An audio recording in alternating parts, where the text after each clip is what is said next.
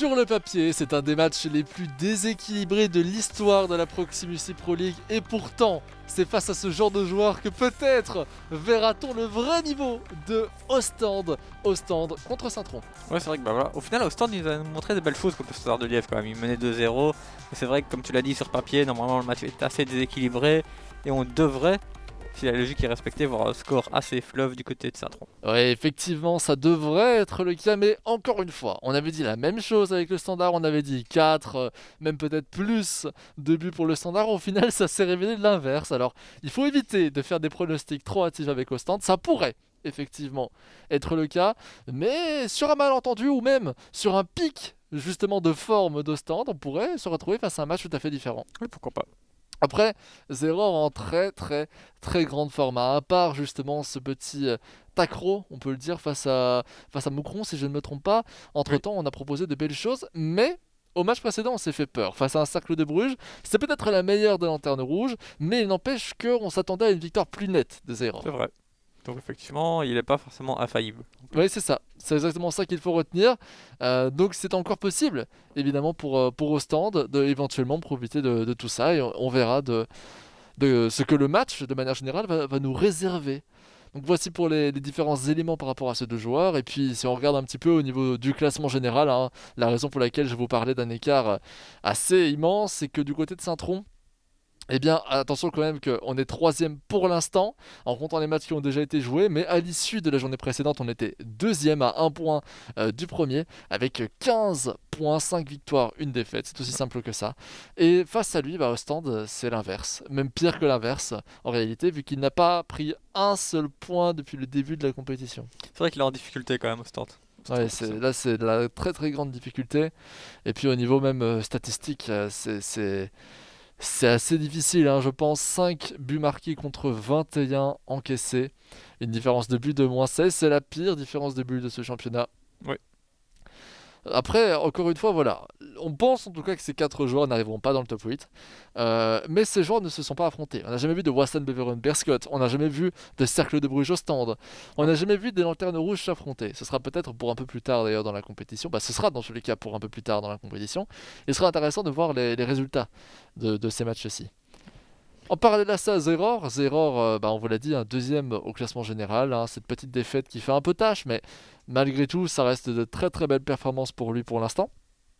Et si ça continue comme ça, il pourrait aller en chercher encore les 3 points, dépasser provisoirement Zult et passer en première place provisoire.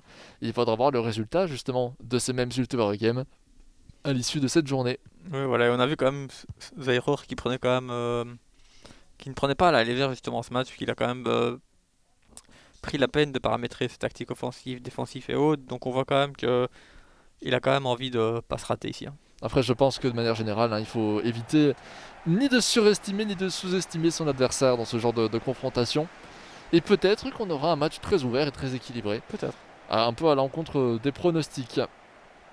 Un petit élément, dernier petit élément ici, je vous l'ai dit, il pourrait prendre provisoirement la première place. Zulte Game, il vient affronter le Sporting de Charleroi. Durant la confrontation durant les confrontations qui vont suivre. Donc ça va être un match très important, mais surtout un match un peu plus difficile sur papier pour Zult. Donc en cas de nul pour Zult, si on arrive à aller chercher la victoire pour Saint-Tron, on sera définitivement premier du classement général à l'issue de la 7ème journée. Sakala tente d'aller chercher bataille, mais sans succès avec Coffrier, avec Kekassé maintenant pour Balongo, et la petite passe en entrée pour Durkin qui relance Balongo sur cette aile gauche, la prise de vitesse, le râteau. On va chercher Bruls. Bruls encore. Bruls toujours. Peut-être la petite passe en retrait. C'est fait avec De Rieder. Bruls encore. Les droitiers qui est bien sollicité là pour l'instant par Saint-Tron. Une défense d'Ostende qui reste bien regroupée. Qui attend de voir un petit peu les propositions de Zeror avec Mboyo. Et dans une drive à récupérer d'Arpino, Yulsager. Et maintenant Daz. Alors qu'on voit les fameuses... c'est nouveau, non c'est pas nouveau je pense. Hein. L'idée de voir les joueurs qu'il faut bien observer durant ce match. Ça n'a pas beaucoup d'influence ni de valeur sur ce jeu, surtout en mode 90. Exactement. Darpino. Borgway qui revient vers Van Dendrich. La passe latérale sur l'aile droite qui finalement n'aura aucun succès. Allez, Kagassé. Avec Durkin. Durkin encore la belle passe en profondeur là pour aller chercher éventuellement ballon de go. C'est fait. Oh, c'est splendide. Techniquement, c'est splendide. Il va falloir bien défendre du côté d'Ostende si on veut pas encaisser là-dessus avec Bruls. Le tir de Bruls et un magnifique but du côté de Zeror, mais presque un peu trop facile. Après le geste technique qui permet d'effacer sur l'aile gauche son adversaire, eh bien il y avait un surnombre total des joueurs de Saint-Tron. C'est vrai qu'il a fait le geste pour éliminer son adversaire, puis après c'était simple. Très bien vu de la part de Saint-Tron avec ce but à la 15e minute de jeu. Donc très rapide pour l'instant, un peu dans le sens de ce qu'on vous disait. C'est vraiment un match où Ostende part largement eh bien, perdant, on peut le dire. Mais bon, c'est le genre de match aussi qui peut faire du bien. Prendre un ou deux buts, même si on ne gagne pas au final, l'idée de se dire voilà, j'ai fait un bon match face à un des ténors de la compétition, ça peut faire du bien. C'est sûr que moralement, il faut essayer de chercher des petites choses comme ça. Ito se retourne, continue cette possession et fait des allers-retours sur l'aile droite. Finit par rater sa passe. Allez, Sakala pour Goey. Sakala de nouveau. Attention, on vient chercher Daz. Créer du jeu. Yuli Sagar sur l'aile droite maintenant avec TAT. On va peut-être chercher l'aile droite. C'est fait là maintenant avec Bataille et Kagassé qui va reprendre finalement ce ballon du côté de Saint-Tron, en lançant une très très belle opportunité pour ballon de gauche sur l'aile gauche qui se fait rattraper par Bataille avec ce tacle glissé. Le contre sera quand même du côté de Saint-Tron. Il va même déborder là avec ce petit geste, bien vu. Encore un geste avec cet enchaînement, la fin de frappe, la croqueta et le but. Là malheureusement, j'aurais bien aimé m'exprimer à fond sur ce but parce qu'il est magnifique, mais il faut aussi souligner les erreurs défensives consécutives. Ouais, voilà, il y a tellement d'erreurs en fait que c'est presque trop simple, toi. Mais c'est ça. Et ça rejoint ce qu'on avait dit, il y a une nette différence de niveau entre le troisième actuel et justement le dernier de la compétition. Et on le voit encore sur ce but. Il prend même le temps de faire une feinte pour encore calmer le jeu, attendre que la défense fasse l'erreur pour ensuite finir par faire une croqueta et tirer second poteau. C'est parfait, c'est parfait du côté de Zeror. Ça c'est une certitude, mais c'est trop facile. Ouais, trop de laxisme en fait en défense. Allez, on va chercher les droites là maintenant avec Bataille peut-être pour changer un petit peu le cours du jeu. Passe en retrait pour Van den Dricht, la profondeur pour Yul Sager et non. Kagassé qui va dégager avec Balongo, Bruls et Durkin. Encore une profondeur à la lancée sur l'aile gauche qui sera un peu trop puissante pour aller chercher l'ailier de Saint-Tron. Bataille. Bataille toujours, on va chercher Derpino pour Bataille, Van den Dricht. À gauche, il y a peut-être une opportunité transversale. Elle était vue, très bien réalisée de la part d'Ostende, qui va pouvoir lancer une contre-attaque à 4 contre 3. Il faut en profiter rapidement et on n'aura pas le temps justement d'en profiter rapidement. Puisqu'au final, on va même perdre ce ballon offensivement. C'est pas extraordinaire ce qu'il vient de nous proposer. Non. Mboyo, peut-être tu lances une belle profondeur. Encore une fois, Verito. Est-ce qu'il va encore tricoter sur cette aile? Et là, on a tenté de couvrir le ballon, de le protéger. Au final, sans succès. Ndika Matam qui dégage loin devant ce ballon. Tente d'aller chercher un peu de soutien sur l'aile avec Daz. Non, c'est pas une bonne solution. On parlait il y a quelques journées, je sais pas si c'était à la 4e ou la 5e, de l'importance de du timing pour ce genre de centre tendu. C'est vrai que il faut trouver le bon timing justement quand tu vois que l'attaquant va passer devant le défenseur. Attention Ito, il lève ce ballon, il lève. Oh là, mais là il n'y a plus rien à dire, 3-0, 35e minute de jeu à peu près, je me souviens plus du timing exact, mais oh là là, mais regardez ça, on revoit, petite levée de ballon, le lob même du talon en réalité, et on vient marquer un but sublime, excellent, mais ça montre bien qu'il s'amuse. Et à partir du moment où un Zeror s'amuse, ça veut bien dire ce que ça veut dire. C'est sûr, après on sait que cette mécanique est un petit peu exagérée, elle fonctionne un peu trop bien. Donc, Écoute, oui, il y a eu toute une série de complaintes par rapport au fait qu'il suffisait de lever le ballon et ensuite lober, notamment sur les angles morts, l'aile droite, l'aile gauche. Et ça marchait très très bien. J'ai vu effectivement pas mal de vidéos passer là-dessus, mais c'était il y a un moment quand même. C'était ça fonctionne toujours. Il y a quelques semaines, mais ça effectivement peut-être... ça se voit en réalité, on vient de voir la vérification. Gueye dans les tirs contrés par Konaté, c'est à chaque fois On finit par voilà, trouver un peu d'espace, on rentre dans le rectangle, et une fois qu'on est dans le rectangle, il y a un petit effet de panique, je pense. On n'arrive pas à créer son jeu, et c'est toujours la même chose par contre, hein. Aile droite, on envoie à fond, centre tendu, et malheureusement pas assez puissant pour ne pas être récupéré par Hubert. Van Hendrich pour bataille. Moi, une chose que je ne comprends pas du côté d'Ostende, c'est typiquement toutes les semaines il prend quand même énormément de buts Mhm. et il continue à jouer à 3 défenseurs. Peut-être qu'il ne sait jouer que ça. Ouais, mais t'as quand même à chaque fois une semaine pour t'entraîner, ça y est peut-être à dispositif avec 4 défenseurs. Alors ça je sais pas, je suis peut-être en train de faire une pétition de principe, mais l'idée de manière générale, rien ne nous indique, voilà, il a peut-être une baisse de motivation, il n'arrête pas d'enchaîner les défaites, peut-être que l'entraînement dont tu parles, il ne fait pas avec autant d'assiduité qu'il ne devrait le faire. Ah, peut-être. Après, voilà, c'est quand même une fierté personnelle d'aller chercher des points et de faire quand même quelque chose, non? Bien sûr, bien sûr. Mais après voilà, il a aussi pu partir défaitiste, se dire j'affronte ces erreurs, je vais perdre. Malheureusement, alors c'est peut-être pas le cas, mais on est face à un joueur qui a pour l'instant 0 points, qui enchaîne des défaites, qui enchaîne des difficultés, même face à des joueurs qui sont plutôt au milieu de classement. Quand il affronte un Zeror qui est en forme, sur un pic de forme, qui continue de montrer du beau jeu. En plus, il pourrait s'entraîner contre plein. Enfin, je connais pas mal de joueurs de stand, des joueurs du noyau pro, qui jouent pas mal à FIFA.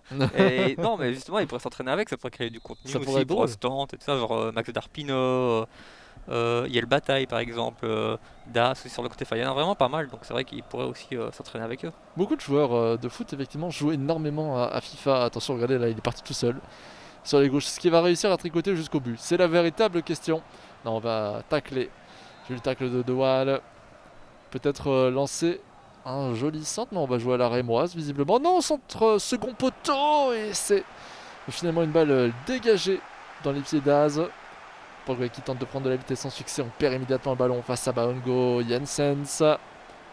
Jensens continue son incursion sur l'aile, très simplement. On va chercher Baongo et on va marquer encore un joli tir, peut-être un petit peu moins beau que les 3 premiers. Ouais. Il faut quand même le souligner, avec un petit contre assez étonnant dans la première partie d'action, mais Enfin, malgré après, tout ça, c'est un nouveau ouais, but. voilà, ça reste encore quand même fort simple, hein. Oui, bah c'est pour ça que vous, d'habitude, enfin, vous commencez à me connaître, hein, je pense, pour tous ceux qui nous suivent depuis le début. J'ai tendance à m'exclamer quand même de manière assez importante à chaque but. Et bon, si je m'exclame à chaque but de Saint-Tron dans cette confrontation, ça va être un peu redondant. Je pense que là, Zeror a montré une nette domination, qu'il est au-dessus et largement de son adversaire. On devrait peut-être même dire Ostend est en dessous de son adversaire, parce C'est que c'est plutôt ça. surtout ça le problème. Plutôt ça, je pense vraiment le problème, comme tu l'as dit. De Waal, la talonnade récupérée par Balango avec Kekase. Bruls, les passements de jambes, on va chercher Mboyo. Et non, ce râteau qui sera de trop récupéré par Hendry. Après, évidemment, ça ne veut pas dire que le joueur de stand est foncièrement mauvais. Ça veut dire qu'il est moins bon que les autres. Et là, on est dans une compétition professionnelle, on est dans les championnats de Belgique. Il est évident qu'il ne suffit pas d'être bon pour réussir. Oui. La prise de vitesse, là, sur l'aile gauche, elle est pas mal tentée. Encore une fois, on est tardif hein, sur le pressing. Balongo, Bruls, Ito et Ndika Matam qui sera sur ce ballon. Ah, une passe lobée là. Pourquoi pas? On est à 2 joueurs contre 2, un retour défensif qui ne saurait tarder et qui va même arriver. Mais on va récupérer ce ballon quand même. Van Dendrich. Van Dendrich encore pour Vachon Junior. Et Sakala. Van Dendrich, Sakala, peut-être le tir, le petit geste. On va chercher Guay et la dernière action est contrée par Konaté. Dommage, il y avait une belle proposition là pour le coup. Balongo avec cette passe qui arrive dans les pieds de Bruls.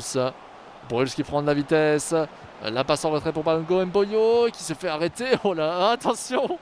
J'ai cru que c'était un penalty. J'ai cru que c'était un penalty. Ça pourrait être bien pire. Mais encore quelques petites occasions de la part de Zeror qui a failli un peu chanceusement cette fois Ouais. aller marquer un 5ème. Mais au final, on voit qu'il maîtrise le match et qu'il force pas forcément non plus pour aller marquer. Oh là là, cette Croqueta qui s'ouvre tout l'espace et c'est 5-0 de Zeror. Rien à faire, rien à dire. Voilà, c'est comme on l'attendait, comme on s'y attendait. On ne voulait peut-être pas y croire parce qu'on savait que si ça allait arriver, ça allait être un score fleuve. On se refusait de dire que ça allait être un score fleuve d'ailleurs. Mais là, les faits parlent d'eux-mêmes. Ouais, voilà, et encore, je trouve que Zairo il force pas non plus Non, forcément. non, Zeror n'est pas à 100%. Et c'est peut-être ça le plus problématique d'ailleurs, encore une fois. Hein. c'est que Zeror s'amuse. Zeror est en train de proposer un jeu où il est entièrement dans la tête de son adversaire. Et c'est là qu'on voit par contre, et c'est bien de le souligner, la victoire de Buzyn de Saint-Tron contre le Cercle de Bruges a d'autant plus de valeur que l'on voit que Saint-Tron bat 5-0 contre Stand. Oui, et le match n'est pas terminé. Et le match n'est pas terminé. Parce que ça veut bien dire que le joueur du Cercle, surtout qu'il a été la chercher à la toute fin. Il manque de sens, je pense, le joueur du Cercle. Oui, c'est ça, il aurait pu être bien plus haut. Oui, bien sûr, tout à fait. Ballon go. Ballon go dans les petits espaces avec Bruges qui a juste à passer. Oh là là, mais c'est magnifique. Oh là là là là là là là là là là là, mais va-t-il s'arrêter un jour? Va-t-il s'arrêter un jour? Est-ce qu'on n'est pas sur du disrespect à ce stade? On arrive quand même à la limite. On arrive à la limite. Hein. Mais je pense qu'il va vouloir en mettre 10 en fait, Zairo. Parce que possible. je pense que l'année dernière, lors de la précédente édition de la Proximus Pro League, je pense qu'il y a un match où il a gagné 9 et il était un petit peu à l'interview. Il était un petit peu dessus, ouais, j'aurais voulu en mettre 10 tout ça. Donc, à mon avis, peut-être c'est que... typiquement Zairo. Hein. On l'aime ou on ne l'aime pas. Avec aussi sa célébration hein, qui a entraîné bien des remous sur les réseaux sociaux, aussi bien IRL que justement au sein même du jeu. On le sait très bien. Et c'est la pause qui est demandée par Zeror. Étonnamment, peut-être va-t-il passer en ultra offensif pour ce dont tu parlais. Tu savais que c'est largement possible. Hein. Ouais, je pense. Ndike Matam pour Ndrigade maintenant au stand termine de jouer l'offensive. Hein. Je pense en fait qu'il veut essayer de ne plus trop encaisser de but. C'est ça. Et donc il essaye de garder le ballon, j'allais dire. Et c'est 0 au pressing à 6-0. Si ça ce n'est pas parlant, je ne sais pas ce qu'il est. Doual. Jolie profondeur pour lancer bataille.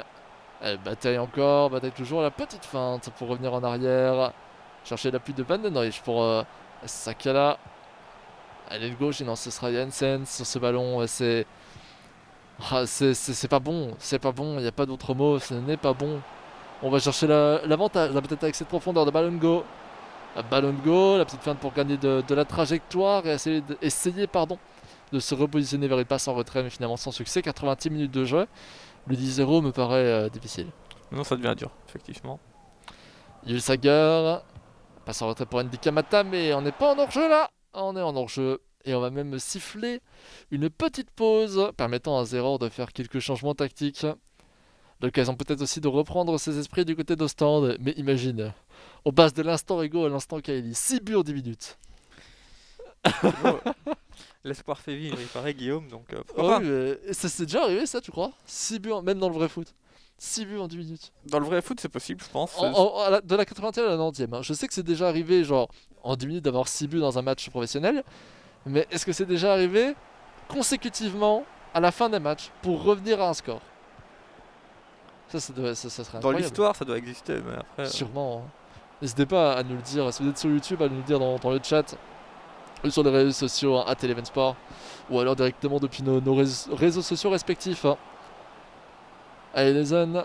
Oh, pas mal cette petite croqueta. On pousse ce ballon et on va écoper d'un penalty.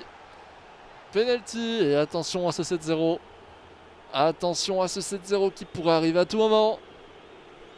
Partie de Brain. Et on part en Palenka. Écoutez, ça me fait rire, hein, mais la vérité, c'est qu'il n'y a rien à faire. Et ça me fait plaisir de voir Kylie qui en sourit aussi en soi. Parce que ça permet de relativiser un petit peu la situation. Après, c'était presque sûr qu'il allait faire ça, non? Ouais, bah à ce stade à 6-0, c'est un peu la seule chose. S'il y avait d'autres gestes un peu comme celui-ci, hein, ça pourrait être un peu différent, mais il n'y en a pas. Bonon. D'ailleurs, Panenka, c'était le dernier but. Attendez, il y a un match où Zeror s'est pris une Panenka, non?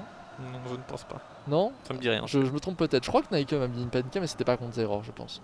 C'était dans un match où il avait déjà perdu et il a marqué un but à la toute fin et qui n'avait aucune influence. McGeehan avec De Waal qui lance la profondeur. Peut-être pour la site Bizarre. La Brésil. Mais non, finalement non. Bataille. Bataille pour la sortie de touche. Qui conserve ce ballon le plus longtemps possible apparemment. Vous savez, il y a une opportunité à droite. Hein. Au fond à droite, non c'est pas là. C'est pas grave, la balle revient chez Saint-Tron avec De Ridder. De Ridder qui lance la profondeur vers Lee Seung-woo qui prend beaucoup de vitesse, qui prend énormément de vitesse, qui continue justement à jouer sur sa rapidité. On est sur la fin du match. Oh là là, c'est magnifique.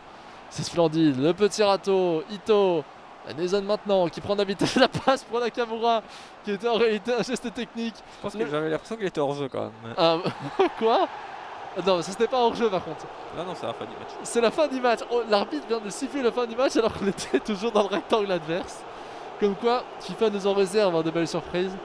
7 buts à 0. Ce n'est pas le record de buts marqués en un match, par contre c'est le record de buts marqués par un joueur en un match au sein de cette compétition. Mais j'ai envie de dire quelle performance de Zeror et en même temps quelle des performances, ça se dit ça? L'inverse de performance pour Rostand. Bon, après voilà, c'était vraiment un non-match. Enfin, pas vraiment un non-match, c'est Non, juste que si. du côté de Satron, c'est juste qu'on était supérieur, donc voilà. Il faut être honnête, c'était un non-match et ça fait particulièrement tâche quand on voit l'ensemble des résultats de cette journée, des scores très équilibrés, Ah, des mais je matchs. sais pourquoi Stade a perdu, il était à domicile. Personne à domicile ne gagne. C'est vrai, c'est très vrai ça. C'est extrêmement vrai. Les statistiques de Xavier Izzy, n'hésitez pas à les retrouver pour d'autres statistiques. Mais donc la victoire 7 buts à 0 de Zeror. Bon, passons à autre chose. Allons voir autre chose avec nos fameuses capsules sur le joueur d'Hubert Scott, on le rappelle. Après ce match, on pourra dire quand même un match ouvert. Oui. Un match très ouvert et qui s'est clôturé donc sur cette sur cette victoire de Saint-Tron. Et maintenant donc la capsule toujours sur le joueur d'Hubert Scott. Il y en a encore quelques-unes au fur et à mesure de cette journée pour le faire en direct. Sur YouTube, n'oubliez pas, il y a une vidéo complète qui permet de récapituler l'ensemble des capsules en une seule vidéo. Et même ceux qui nous suivent en flux en direct, n'hésitez pas à aller la voir en entier si vous devez nous quitter à un moment et que vous vouliez voir la suite de ces capsules. C'est parti!